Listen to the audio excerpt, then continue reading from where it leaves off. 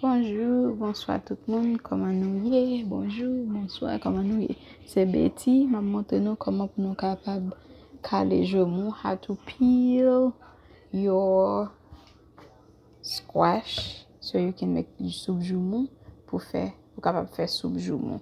So ça yo, moi get en laver yo. So first, you wash your joumou, make sure there's no dirt, so you wash them. And then you're gonna need a knife. So you cut it in half.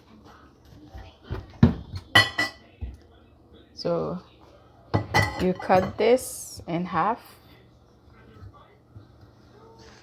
So le couper en half, il va ou deux morceaux comme ça. Et puis with this, you cut this in half.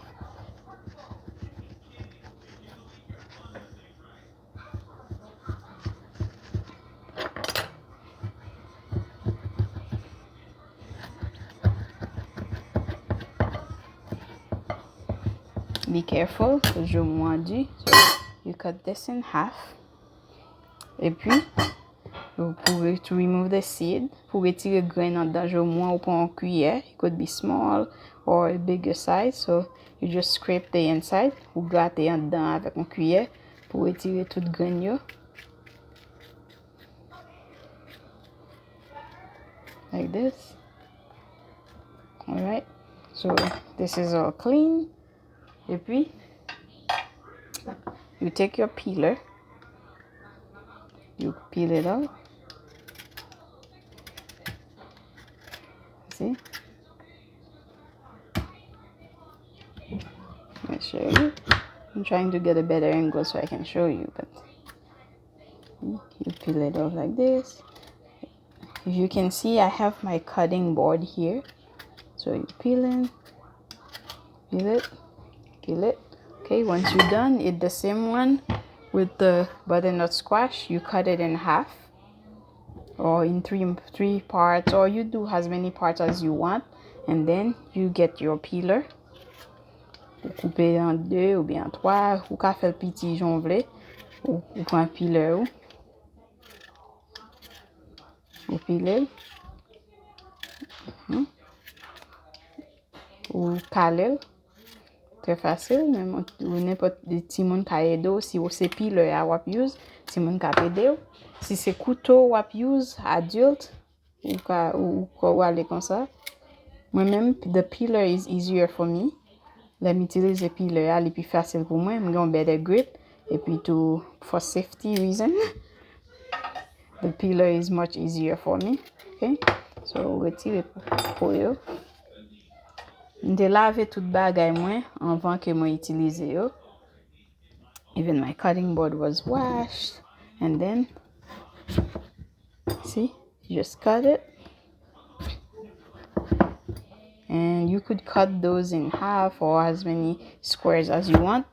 Ou ka couper yo en deux, ou ka fait valovle. Pi piti ou couper yo, c'est quicker yap cook. The smaller the pieces, the quicker it will cook because the heat will be able to distribute evenly nan morceau yo. So pi piti ou couper yo, c'est plus vite la cuit. So pour ça, okay, sorry. L'on fin peel ça. Ou te fin peel l'autre partie kabacha, ça que vert là. Et puis, vous coupez les. Vous faites la moitié, vous voulez. Voilà, moi, ça vous fait. You cut it as many pieces as you want. And then,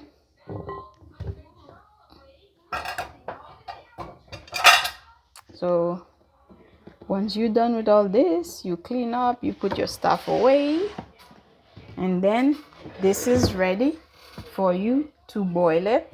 Mayo, well, m'a utilize your clear bowl. So these are the pieces, and then this is the other squash. So coupe yo. Et puis this, you wash it, you boil it until they are really soft. Until usually I boil it until it turns into a liquid. Or if you want, you could let it cook, or when everything is soft, you blend it. Souvle, ou capable quitter tout bagay yo cuit, bien cuit, et puis ou blender li, ou bien ou capable quitter li, tourner en liquide net, et puis ou juste prendre une cuillère, et puis ou mash li. So li depan de ou. So this you gonna wash and then boil it. Ou mette yon ti sel tout piti. Paske ou pal mette sel nan lot ingredient yo, ou pa vle manje agen top sel. So this is basically how to peel your squash. Merci de skote gade. Thank you for watching. Please like the video, comment and share it.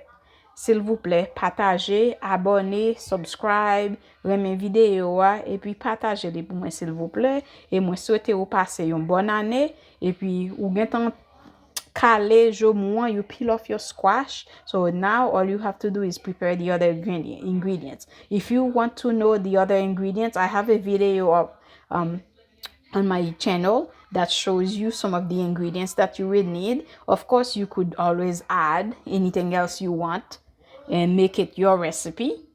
So have fun and enjoy. Happy New Year's to you and your family. God bless. À la prochaine. Bye bye.